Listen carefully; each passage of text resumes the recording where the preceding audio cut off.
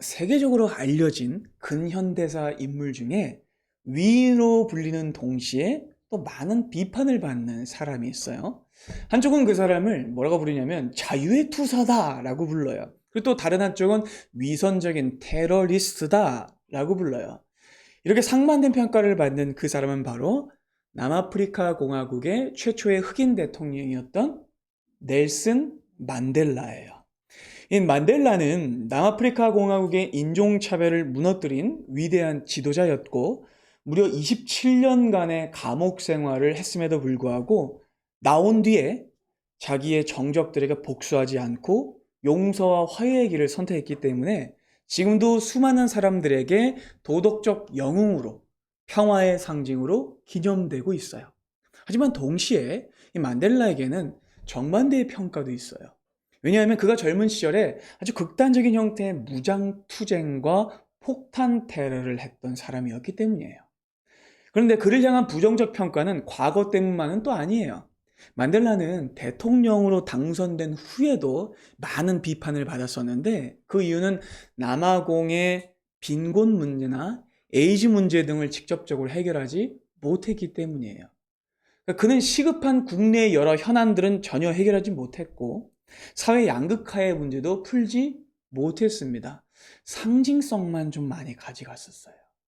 그리고 퇴임 후에는 그가 직접적으로 지지했던 후계자들이 각종 부정부패를 저지르는 바람에 갈수록 박한 평가를 받게 됐어요.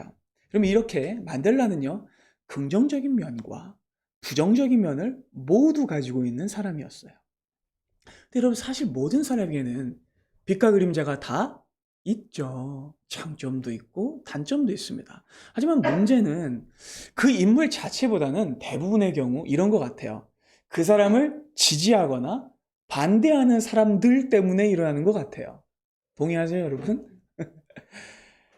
그리고 이런 상반된 반응은 각 집단의 이해관계 때문에 발생하는 것이죠. 그러니까 진짜 문제는 그 인물에게 있는 것이라기보다는, 왜냐면 모두에게 문제가 있으니까, 그 사람을 지나치게 숭배하려거나 지나치게 깎아내려고 하는 극단적인 어느 집단들에 있다는 거죠. 그러니까 모든 사람들은 자신이 보고 싶은 대로 보고, 듣고 싶은 대로 듣고, 또 믿고 싶은 대로 믿으려고 합니다.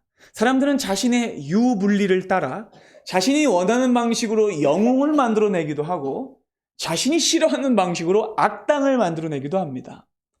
러시아의 대문호인 알렉산드르 솔제니친이 그의 책에서 이렇게 얘기했죠. 선과 악을 가르는 선은 인간의 가슴을 가로지른다 라고 했어요. 그러니까 선과 악은 외부에 존재하는 게 아니라 사람들의 내면에 있다는 거죠. 그렇게 사람들은요, 한 인물을 볼 때도 꼭 자기에게 유리한 방식으로 또 자기가 좋아하는 시선으로 보려고 해요. 그리고 이러한 사람들의 반응은요, 사실 우리가 계속해서 살펴보고 있는 이 마가복음 안에서도 지속적으로 나타나요. 많은 사람들과 각종 집단들이 예수님을 만나왔지만 예수님에 대한 평가와 반응들은 다 각각 달랐어요. 그 이유는 각자가 원하는 게 달랐기 때문입니다. 그렇죠. 그럼 먼저 마가복음에서 제일 많이 등장하는 집단인 무리들을 봅시다. 무리들. 여러분, 이 사람들은요, 예수님을 볼 때 다만 물리적인 기적을 행하고 병을 고쳐주는 신통한 선지자의 모습만 원했어요. 왜냐면 그들이 그걸 원했기 때문이죠. 자, 다음으로 두 번째 집단인 종교 지도자들을 봅시다. 바리새인들과 서기관들은 예수님을 어떻게 봤습니까? 어떻게 대했습니까? 그렇죠. 예수님을 적대했었죠. 그들은요, 예수님을 자신들의 체제와 자신들의 기득권을 위협하는 존재로 봤어요. 그래서 예수님을 제거하려고 했죠. 자, 또 다른 집단도 있어요. 바로 예수님의 가족과 친척들이에요. 앞서 3장에 등장했던 사건인데, 그때 예수님의 가족과 친척들은요, 앞선 이 두 집단과는 또 다른 방식으로 예수님을 대하고 이해했었거든요. 이 사람들은 예수님의 사역을 가로막으려고 했는데 그 이유는 예수님이 자신들의 씨족 사회와 유대 사회의 질서를 해치고 있다고 생각했기 때문이었어요. 그렇죠? 그런데 이렇게 다양한 집단들이 예수님을 만났음에도 불구하고, 이렇게 다양한 집단들이 예수님을 봤음에도 불구하고 이들 중 어떤 것도 제대로 된 이해는 아니었습니다. 그리고 바로 그렇기 때문에 예수님이 제자들을 부르신 거예요. 그래서 제자들을 가르치신 거예요. 그래서 제자들에게 표적을 보여주신 거예요. 그런데 여러분, 주님께서 이토록 혼신의 힘을 다해 전력을 다해 신의 능력으로 자기의 제자들을 가르쳤음에도 불구하고 우리가 지난주까지 보았던 말씀을 보면 제자들마저도 예수님을 똑바로 보고 있지 못했습니다. 제자들은 이 수로보니게 여인만큼의 믿음도 가지고 있지 못했어요. 그들은 눈이 있어도 보지 못했고 귀가 있어도 듣지 못했으며 입이 있어도 제대로 된 말을 할 줄 몰랐어요. 그런데 놀랍게도 그토록 속썩이고 말귀 못 알아듣던 제자들이 드디어 오늘 본문에서 예수님을 처음으로 알아보고 똑바른 말을 하기 시작합니다. 놀랍죠? 그리고 제자들 중 대표라고 할 수 있는 베드로의 입에서 놀라운 신앙의 고백이 나오는데 이때껏 보지 못했던 고백이, 그래서 막 보는 순간 막 흥분이 돼요.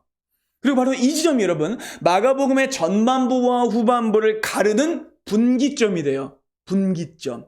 여러분 놀랐죠? 바로 이 제자들의 신앙 고백 이후에 마가복음이 후반부로 넘어가게 돼요. 굉장히 중요한 포인트입니다. 여러분 그렇기 때문에 오늘의 사건은요, 마가복음에 지난 모든 이야기들을 총정리해주고 종합해주는 이야기예요. 바라기는 오늘 이 말씀을 통해서 주께서 우리의 영적인 눈을 뜨게 하시고 우리의 입술에서도 놀라운 믿음의 고백이 터져나오게 하시기를 바랍니다. 자, 이제 오늘의 본문을 보면 여러분 지난 시간에 기도 기억나시죠? 예수님이 이방 땅으로 삥 둘러서 나선형으로 돌아오셨어요. 그렇게 돌아오셨던 주님께서 다시 이 갈릴리 북쪽으로 있는 가이사랴 빌립보라는 지방으로 제자들을 데리고 가세요. 이 가이사랴 빌립보는요, 갈릴리 호수에서 북쪽으로 한 40km 정도 되는 지방인데 팔레스타인의 최북단 도시입니다. 그리고 여기도 이방인들이 많이 살던 지역이었어요.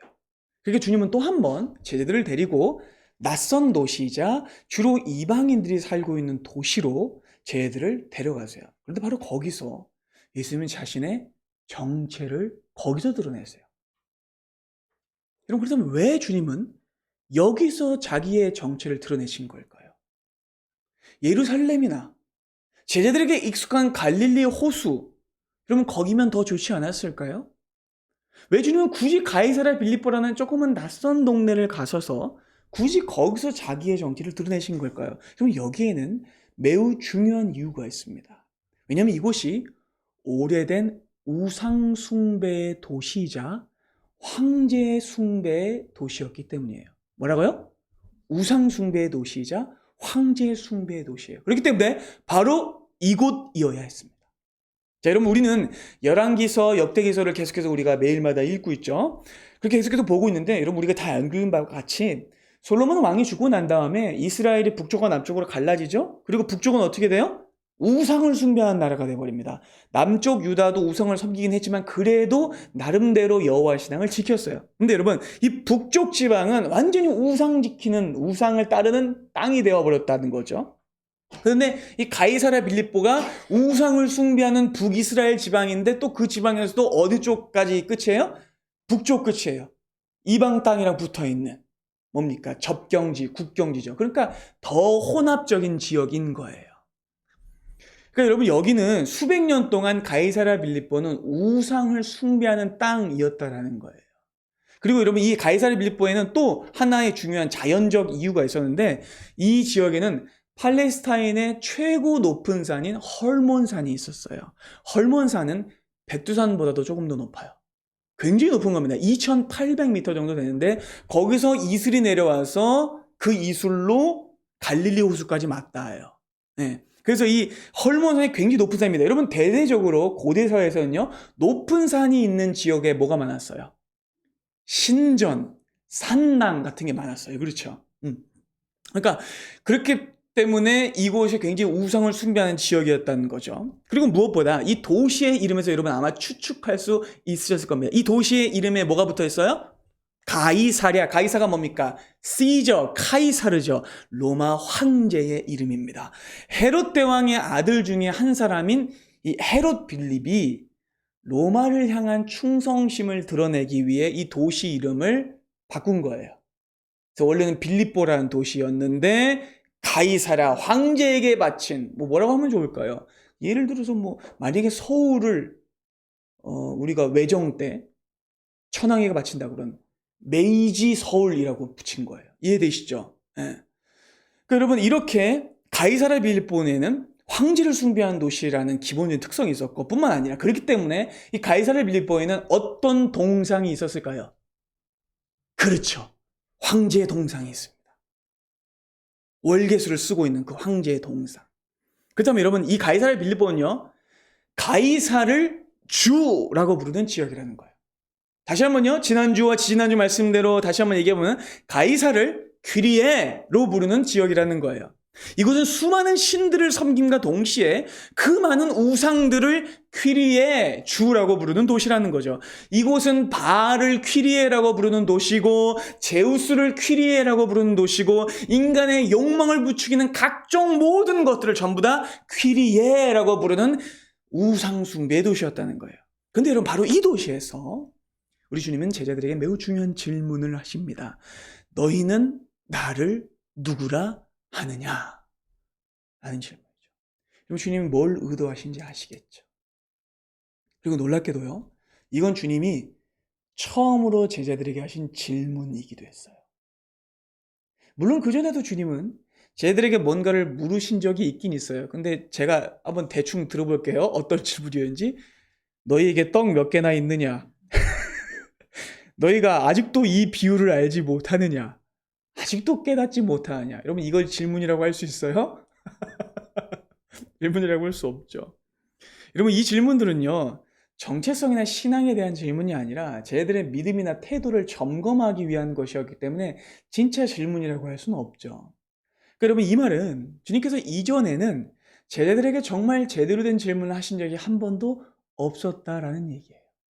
그런데 그랬던 주님께서 오병이어 기적과 물 위를 걸으시는 기적과 칠병이어 기적과 수로보니게 여인을 고치는 기적과 눈 멀고 귀 먼 사람과 말 못하지 못하는 을 고치는 모든 기적을 다 행하신 후에 처음으로 제자들에게 물으시는 거예요. 그리고 그 질문이 마가복음의 전반부와 후반부를 가릅니다. 이 질문이 제자와 무리를 가릅니다. 이 질문이 성도와 불신자를 가릅니다. 그리고 여러분 이 질문 정말 우리를 향한 질문이기도 해요. 자, 본문 27절 함께 보시죠.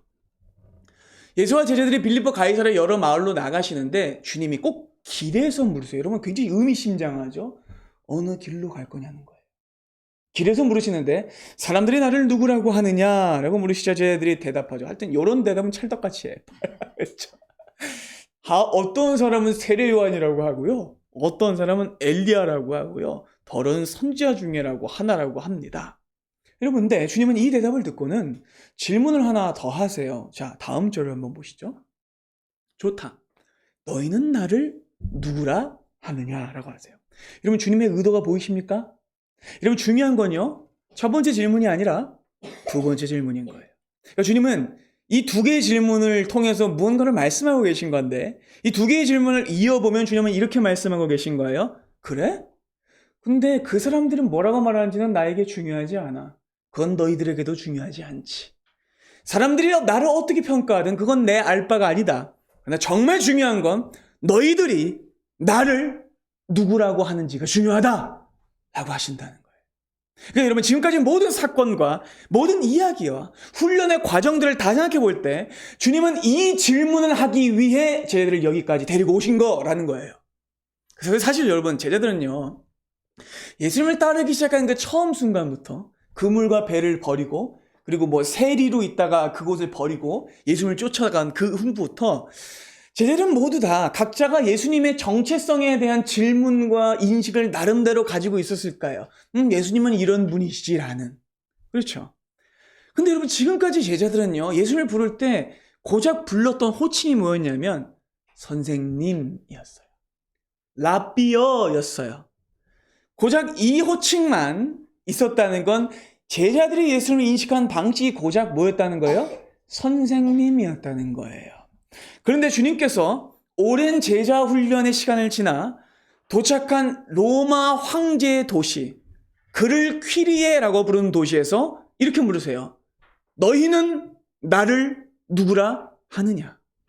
그런데 이때 제자들 중 언제나 앞서 있었던 베드로가 나서서 이렇게 대답해요. 자, 29절 하반절 함께 보겠습니다. 함께 읽어볼까요? 시작. 베드로가 대답하여 이르되 주는 그리스도이십니다 합니다. 여러분, 이 말은요, 베드로만 이렇게 이해했다는 건 아니에요. 아마 제자들도, 다른 제자들도 동일한 이해를 가지고 있었을 거예요. 그러니까 이 장면을 보고 베드로만 혼자 저요 하고 나머지 제자들은 졸고 있었다고 생각하시면 안 돼요. 그러니까 제자들 모두가 비슷한, 그리고 유사한 고백을 이제 하고 있었을 거예요. 드디어 이제 제자들의 입에서 처음으로 주님을 뭐라고 불러요? 퀴리에라고 부릅니다. 그런 말이 터져 나왔어요. 처음으로 제자들이 주님을 뭐라고 불러요? 라삐어가 아니라 주님 퀴리에라고 인식하기 시작해요. 드디어 이제서야 제자들은요, 예수님을 세상의 주인이자, 이스라엘의 주인이자, 인간의 주인이자, 개인의 삶의 주인으로 고백하기 시작합니다. 놀라운 장면이죠. 정말 상전벽해예요. 맨날 말귀 못 알아듣고, 귀가 있어도 듣지 못하고, 입이 있어도 뭐 쓸모있는 말을 할 줄도 모르고, 눈이 있어도 보지 못하는 제자들이 드디어 예수님을 퀴리에라고 고백하는 거예요. 여러분, 감격스럽지 않으십니까? 같이 기뻐해야 되는 거예요. 물론 예수님을 이 마가복음에서 주라고 부른 첫 번째 인물이 첫 봤다가 제자들은 아니에요. 좀 아쉽긴 해요.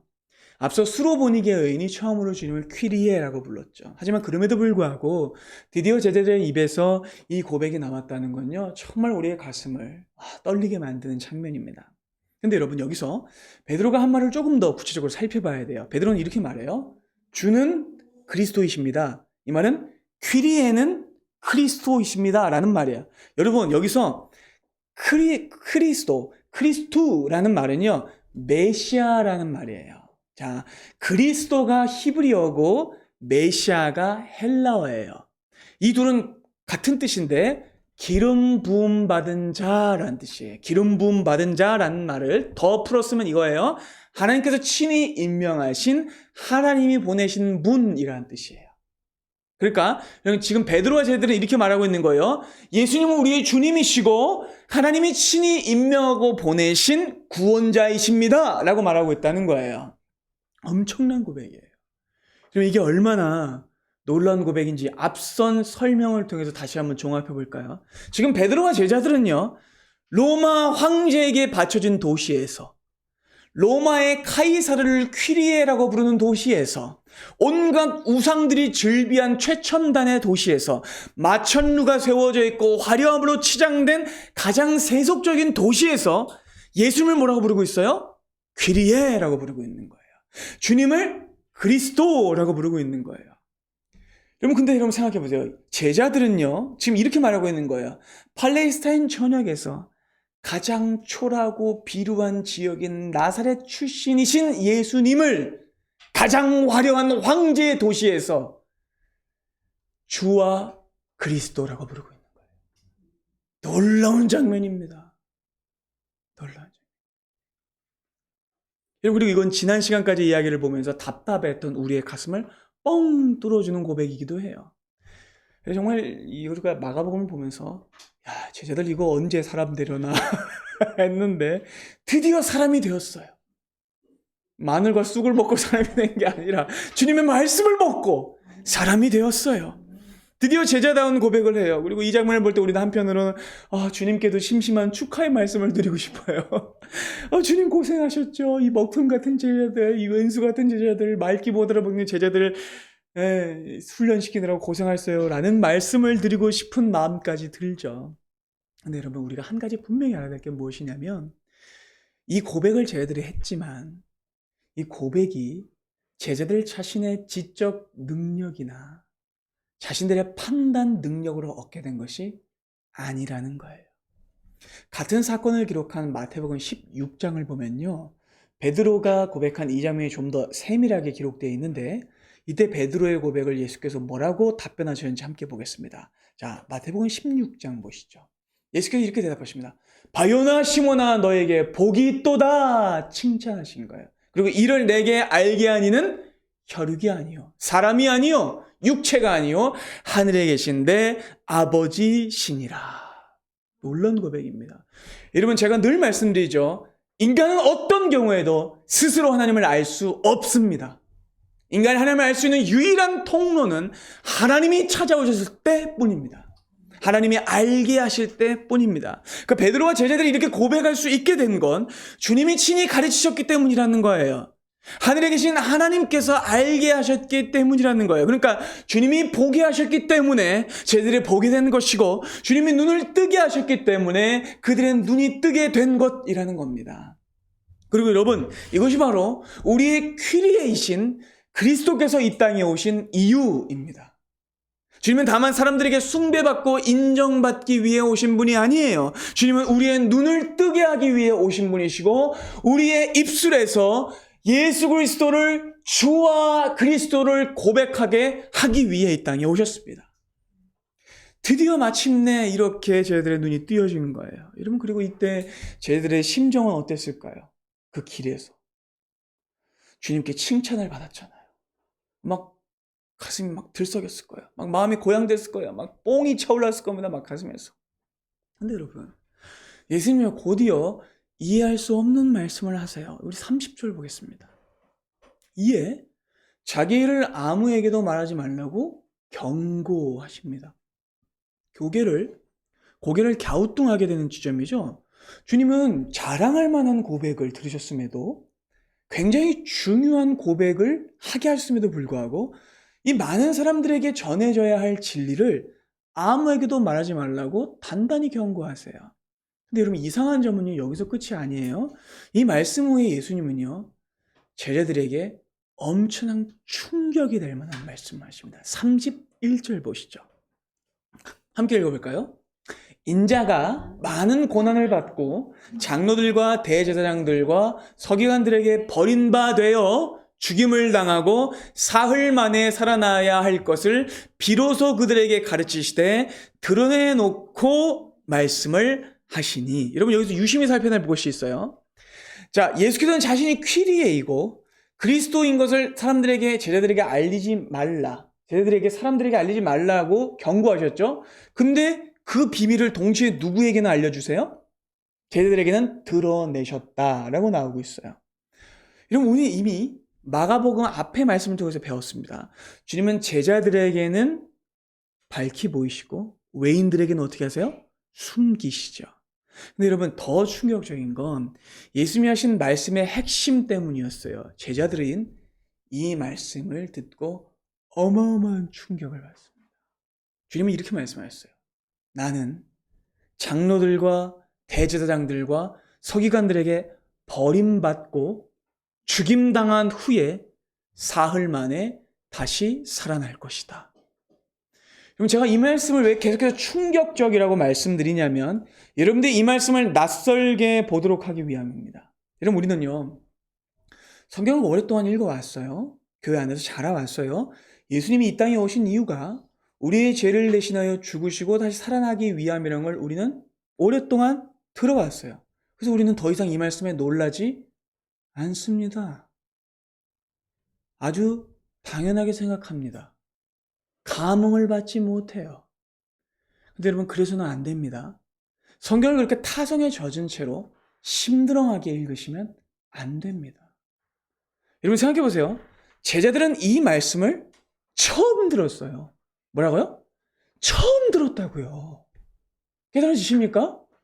얼마나 큰 충격이었을지 여러분 상상이 되세요? 여러분, 이 말씀을 들은 순간 제자들은 뇌에 지진이 일어나는 거예요. 왜일까요? 그 이유는 예수님께서 지금 하신 말씀이 자신들이 가지고 있었던 퀴리의 관을 벗어나기 때문에 그래요. 자신들이 지금까지 가지고 있었던 그리스도에 대한 관점을 벗어나기 때문에 그래요. 여러분, 이건 제자들에게 엄청난 혼란과 반발을 일으킬 만한 충격적인 말이었습니다. 여러분, 제자들의 입장에서 한번 생각해 보세요. 이건 말이 안 되는 거예요. 아니, 하나님께로부터 보냄을 받은 분이, 하나님이 친히 기름을 부으신 분이, 온 이스라엘의 퀴리이자 그리스도로 오신 분이 사람에게 잡혀 죽는다니, 이게 이런 말이 됩니까?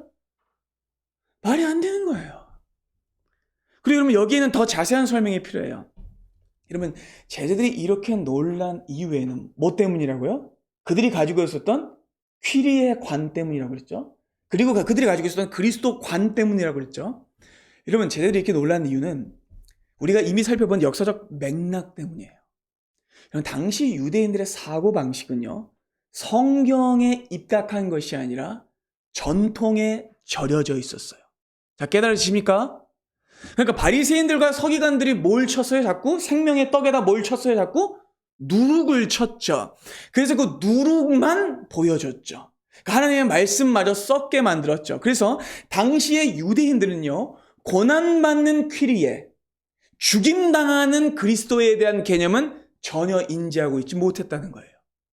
사실 성경을 진짜 제대로 읽고 깊이 있게 읽으면 그 안에는 그리스도가 이 세상에 오셨을 때 엄청난 고난을 받고 죽게 될 것이 이미 예언되어 있어요. 자, 우리가 몇 달 전에 시편, 우리가 메시아 시편 강해를 계속해서 진행했었죠. 2편, 8편, 16편, 40편 계속해서 제가 강의했는데 그 모든 시편 내용들이 누구를 바라보고 있었어요? 그리스도를 바라보고 있었어요. 그렇죠? 그리고 그때 여러분 제가 제일 많이 인용한 구절 중에 또 하나가 이사야서 구절이었어요. 그러니까 여러분 구약에서 그리스도의 고난과 죽으심을 가장 많이 예언하고 가르치고 있는 책이 시편과 이사야서예요. 그리고 여러분들 너무나 잘 아는 이사야 53장은요. 하나님이 친히 보내신 예수께서 이 땅에 오시면 엄청난 고통을 받게 되실 거라고 말하고 있어요. 그렇죠? 그분은 징계를 받고 채찍에 맞으시고 죽임당하실 겁니다. 그리고 그 모든 이유는 우리의 양 같음 때문이랍니다. 우리가 각기 제 길로 갔기 때문이랍니다. 그래서 하나님이 하나님의 어린 양이신 그리스도를 우리의 죄를 담당하게 하셨다라고 이사야서 53장은 말씀하죠. 그런데 여러분 당시의 유대인들은 이 말씀은 전혀 눈에 들어오지 않았어요. 왜냐하면 당시 서기관들과 바리새인들과 제사장들은 이 말씀은 전혀 조명하지 않고 다만 그리스도가 오시면 이스라엘 왕국을 회복할 것이다 라는 가르침만 가르쳤기 때문에 그래요. 그들은 언제나 다윗의 나라를 회복할 것에만 눈을 두었어요. 여러분 그런데 하나님이 목적하신 건 다윗의 나라 회복이 아니었습니다. 그렇죠. 하나님이 애초부터 목적하신 것, 성경이 근본적으로 목적하는 것은 이스라엘이라는 나라의 정치적인 회복이 아니라 하나님의 나라의 창조의 회복이었습니다. 아멘. 근데 여러분 제자들은 이 사실을 까맣게 모르고 있었어요. 그들의 머릿속에는 오직 뭐밖에 없었냐? 로마라는 적국을 몰아낼 군사적 퀴리에 우리를 지금 당장에 압제해서 건져내줄 그리스도라는 사람 만 자신들의 머릿속에 있었던 거예요. 그래서 여러분 제자들은요, 예수님이 제대로 봉기를 하기 시작하시면 자신들이 12명의 그 옆에 전쟁의 앞선에 서는 작은 부대 지휘관들이 될 거라고 생각했었어요. 그래서 이런 반응이 나오는 겁니다. 32절 보시죠. 그러니까 베드로가 어떻게 예수님을 붙들고 항변합니다. 그래서 예수께서 돌이키사 제자들을 보시며 베드로를 꾸짖어 말씀하십니다. 사탄아 내 뒤로 물러가라. 네가 하나님의 일을 생각하지 않고 도리어 사람의 일을 생각하는도다 라고 말씀하세요. 여러분 여기서 항변하다라는 말에 쓰인 단어가 이 뒤에 나오는 꾸짖으시다라는 단어와 똑같은 단어예요.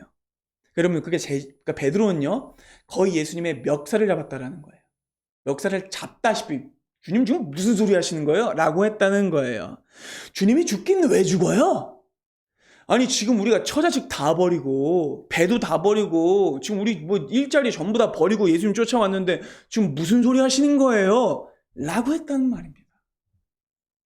여러분 예수님의 말씀이 제자들에게 얼마나 충격이었는지를 좀 깨달아지시죠? 그러나 이때 주님께서는요 이제까지와는 전혀 다른 모습을 보십니다. 주님은 이때까지 좀 호통도 좀 내긴 하셨지만 진짜 꾸짖지는 않으셨거든요. 근데 지금 주님은요 진심으로 베드로와 제자들을 꾸짖으십니다. 그리고 그를 무려 뭐라고 꾸짖으세요? 사탄아! 라고 꾸짖으세요. 내 뒤로 물러가라. 너는 하나님의 일을 생각하지 않고 사람의 일만 생각하는구나 라고 하세요. 여러분, 주님은요 무시무시한 말씀을 하십니다. 그래서 우리는 당장에 이 말씀을 보면 깜짝 놀랄 수 있어요. 아니, 주님이 어떻게 자기 제자에게 사탄이라고 하시다니, 너무하신 거 아니야? 이 악마야! 라고 하신 거잖아. 주님 너무하신 거 아니야? 라고 할 수 있는데, 여러분, 이 말씀은요 한치 오차도 없이 정확한 말씀이에요. 그리고 우리의 정체를 탈로 내는 말씀이기도 해요. 여러분, 이 주님의 소리치심은요 감정적인 호통이나 겁을 주기 위한 것이 아니었어요.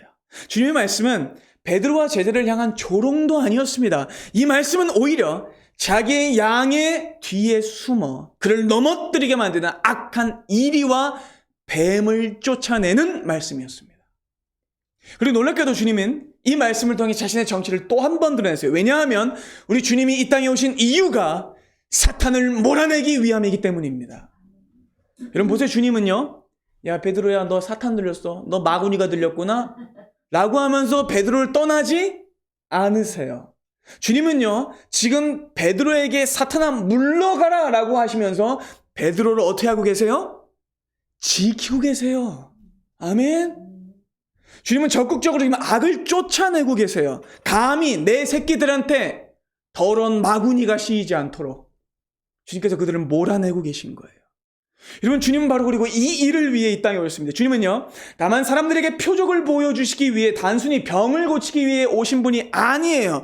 주님은 어떤 퀴리에이시냐면 자기의 제자들을 꼭 지키고 그들에게 악을 내쫓기 위해 자기의 양들이 사탄의 유혹에 넘어가지 않게 하기 위해 이 땅에 오신 진정한 퀴리에이십니다. 그래서 여러분, 주님께서 이 땅에 오셨을 때 가장 먼저 하셨던 일 한번 생각해 보세요. 자, 공생애를 시작하시기 전에 그 전으로 한번 돌아가 봅시다. 주님은요 그때 어디로 나가셨냐면 광야로 나가셨습니다. 그리고 광야에서 누구의 시험을 받으셨어요? 사탄의 시험을 받으셨어요. 그리고 그때 주님은요 다만 사탄의 시험을 통과하는 정도가 아니라 그의 속내를 간파하시고 그를 말씀으로 박살내셨습니다. 그렇죠? 마태복음 4장을 함께 보시죠. 마귀가 또 그를 데리고, 여러분이 굉장히 의미심장합니다. 여러분, 지금 가이사랴 빌립보 예수님이 제자들에게 물으신 그곳이 어떤 산이 있는 곳이라고 했어요? 헐몬산이라는 가장 높은 산이 있는 곳이라고 했는데, 이 8절에 그 산이라고는 나와 있지 않지만 굉장히 유사점이 보입니다. 지극히 높은 산으로 가서 천하 만국과 그 영광을 보며 사탄이 이렇게 말하죠. 만일 나에게 엎드려 절하면 이 모든 것을 너에게 주겠다. 그러자 예수께서 뭐라고 말씀하세요? 사탄아 물러가라. 본문과 똑같은 장면이죠. 기록되었을 때 주 너희 하나님께 경배하고 다만 그를 섬기라 하였느니라. 이에 마귀는 예수를 떠나고 천사들이 나와서 수종듭니다. 놀라운 장면 아닙니까, 여러분? 예수님은 공생애를 시작하시기 전에 사탄을 쫓아내셨어요. 이것이 주님이 하신 일입니다. 여러분, 그리고 이 장면을 자세히 보시면 사탄의 주요 전략이 등장합니다. 여러분 혹시 캐치하셨나요? 여러분, 사탄의 전략은요 언제나 동일한 패턴과 방향성을 가지고 있어요. 여러분, 우리는 사탄이라고 하면 일단은 겁을 먹어요. 무서워. 근데 여러분, 당황하고 두려워하고 과도하게 염려하기 쉬운데, 여러분 생각보다 사탄의 전략은 단순해요. 단순하지만 잘 먹힙니다. 기억하셔야 돼요. 근데 여러분, 언제나 이 사탄의 전략의 핵심은요 우리에게 하나님의 사랑을 의심하게 만드는 것으로 나타나요. 그리고 세상을 교묘하게 사랑하게 하는 방식으로 나타나요. 그는 언제나 속이고 그럴듯하게 꾸미죠. 여러분 혹시 클라우제비츠라는 사람의 이름을 들어보셨나요? 클라우제비츠, 카를 폰 클라우제비츠라는 사람은 19세기 독일의 군인이었는데 서양 최초의 군사 전략가이자 철학자이기도 했습니다. 이 사람은요 전쟁이 단순한 전투가 아니라 사람의 심리와 오판, 정보와 착각의 전쟁이라고 말했거든요. 이 사람의 대표 저서 중에 전쟁론이라는 게 있어요. 어마어마한 고전입니다. 이 전쟁론은 지금도 세계 유수의 군사학교에서 읽히고 있는 교과서예요. 그 책을 보면 이런 내용이 있어요. 전쟁의 본질은 기만이다. 속이는 거라는 거죠. 적을 정복하게 하는 가장 효과적인 방법은 그가 스스로 잘못된 판단을 하게 만드는 것이다. 그러니까 여러분, 진짜 효과적인 전략은요 무력으로 상대를 짓누르는 것이 아니라 상대가 잘못 판단하게 만드는 거라는 거죠. 그러면 사탄도 이런 방식으로 일해요. 그는 우리에게 하나님 믿지 마! 라고 정면으로 말하지 않아요, 사탄은. 깨달으십니까? 사탄은 언제나 이런 식으로 말합니다. 그는 언제나 교묘하게 속여서 하나님을 의심하게 만들고 하나님을 잘못 믿게 만들죠. 사탄이 이렇게 속삭입니다. 예수님 좋은 분이지. 우리를 항상 도와주는 분이야. 우리에게 물리적인 축복을 주는 분이야. 기적도 베풀어주는 분이지. 라고 맞는 말을 합니다. 그런데 언제나 사탄은 거기서 딱 멈춰요. 그리고는 그것만 요구하도록 만듭니다.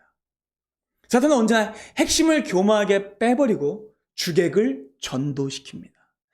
사람을 인간적인 만족에만 머무르게 만들죠. 그래서 언제나 사탄의 말에는요, 뭐가 빠져 있냐면 주님께서 이후로 말씀하시는 십자가가 빠져 있습니다. 회개가 빠져 있습니다. 자기 부인과 제자도는 빠져 있습니다. 그래서 사탄은 그렇게 우리를 직접적으로 공격하는 것이 아니라 우리를 혼동시키죠. 우리를 기만합니다. 미국의 탁월한 설교자이자 신학자인 존 파이퍼 목사님을 여러분들 한번 들어보셨을 겁니다. 존 파이퍼 목사님이 이렇게 이야기했어요. 사탄의 주된 목표는 당신을 무신론자로 만드는 것이 아니라 거짓된 하나님을 예배하는 그리스도인으로 만드는 것이다.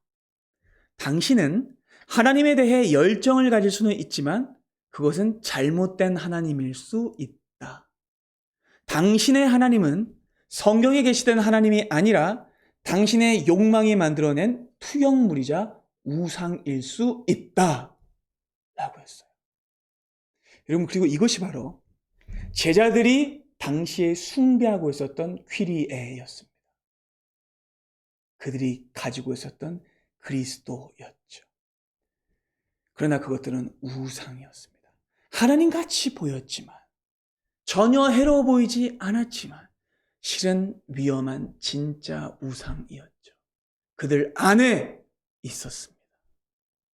여러분, 그래서 주님께서 제자들에게 이토록 단호하게 직접적으로 타협 없이 말씀하신 거예요.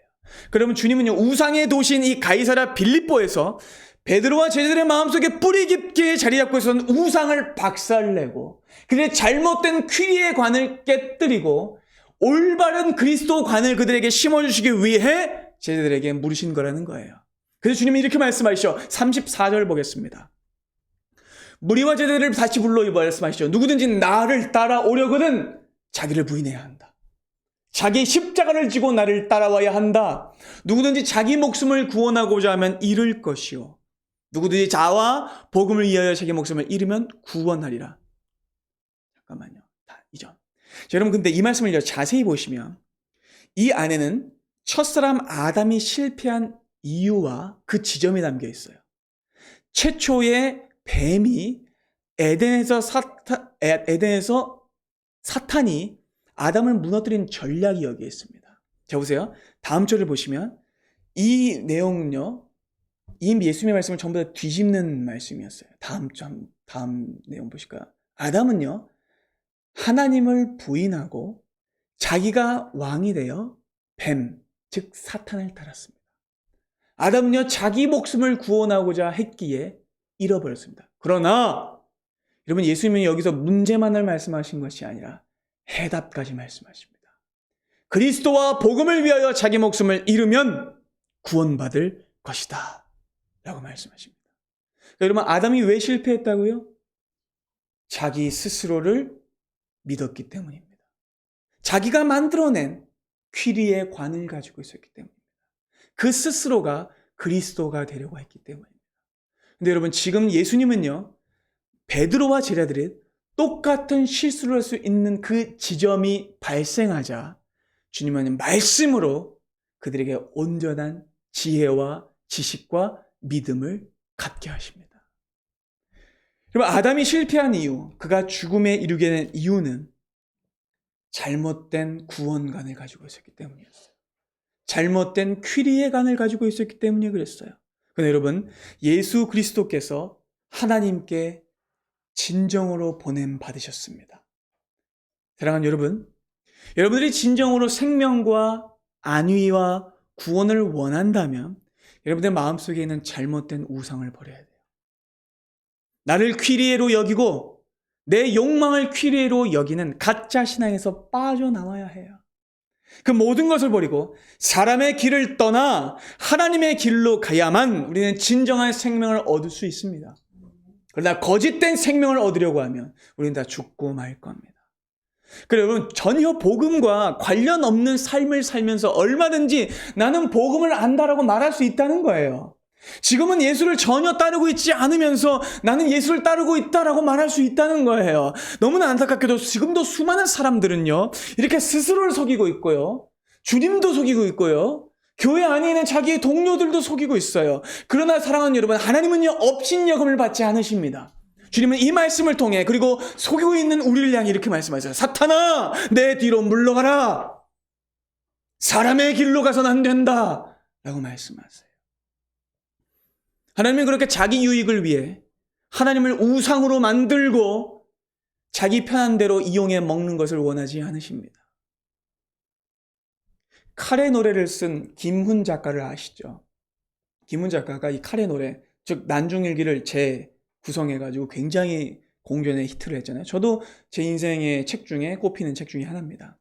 근데 이 김훈 작가가 한 번은 그 언론을 상대하면서 버럭 화를 낸 적이 있어요. 어떤 내용이냐면, 정치인들이 뻑하면 자기 유리한 대로 이순신 장군을 갖다 쓴다는 거예요. 그러니까 진보에서도 지 맘대로 이순신 장군 갖다 쓰고, 보수에서도 자기 맘대로 이순신 장군 갖다 쓰고, 그래서 화를 내면서 이런 말을 한 적이 있어요. 이순신이니까 12척으로 싸울 수 있었던 것이고, 이순신이니까 12척밖에 없어도 병사들이 따라간 것이다. 정치인들의 목적은 12척으로 싸우게 하는 게 아니라 12척만 남는 일이 발생하지 않도록 예방하고 대비하는 일이다. 알량하고 저질스러운 의도로 이순신 장군을 매도하고 너희들 편한 대로 사용해 먹지 말아라 라고 말했었어요. 굉장히 중요한 지점이죠. 그럼 이 같은 일은요, 우리 신앙에도 똑같이 벌어지고 있어요. 아니, 제일 많이 벌어질걸요. 우리도 하나님을 내 의도대로 이용하려고 해요. 예수님을 내가 원하는 대로 우상으로 만듭니다. 여러분들이 예수를 누구로 하십니까? 말로는 주라고 하시면서 나를 주로 여기고 예수님은 종으로 이용해 먹고 있지는 않습니까? 내 성공, 내 자랑, 내 영달을 위한 도구로 사용하고 있지는 않습니까?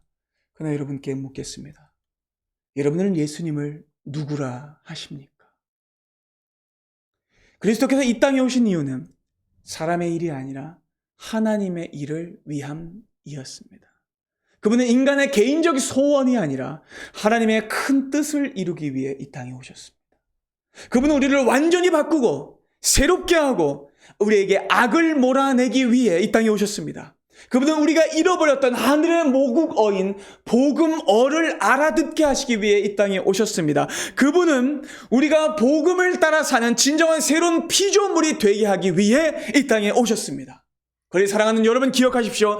그리스도를 어떤 분으로 인식하느냐가 여러분들의 인생을 바꿉니다. 그리스도를 어떻게 인식하느냐가 여러분들의 인생을 결정짓습니다. 그리스도를 어떻게 인식하느냐가 제자와 무리를 나눕니다. 물론 지금 당장 예수님에 대한 우리의 인식이 분명하지 않을 수 있어요. 때로는 사탄이 교무히 친 그 가짜 그림에 우리가 속을 수도 있습니다. 그래서 사랑하는 여러분, 우리 주 예수께서 우리 영원한 퀴리이자 우리의 그리스도이신 그분께서 제자들을 올바른 길로 인도하셨던 것처럼 우리도 인도하실 겁니다. 기억하십시오. 이토록 말귀를 못 알아들었던 제자들이었습니다. 전혀 지혜가 없었던 제자들이었습니다. 기재가 없었던 제자들이었습니다. 그럼에도 불구하고 그들은 예수 그리스도의 죽으심과 부활하심과 승천하심 이후에 너무나 영광스러운 그 길을 갔습니다. 그들은 선한 목자를 따라갔으며 지금도 세계 모든 성도들에게 귀감을 사는 사도들이 됐죠. 주님이 그들을 만드신 거예요. 그러니 사랑하는 여러분, 지금 가이사랴 빌립보 같은 도시에 살고 있을지라도 우상으로 둘러싸인 삶을 살고 있을지라도 오직 예수만을 퀴리에로 섬기십시오. 예수만을 그리스도로 인정하십시오. 그리고 여러분들이 십자가를 지고 바른 모습으로 그리스도를 따르십시오. 바르게는 새롭게 시작되는 이 한 주, 진정한 제자의 모습으로 주 예수 그리스도를 따라가는 은혜가 우리 모두에게 있기를 바랍니다. 기도하겠습니다.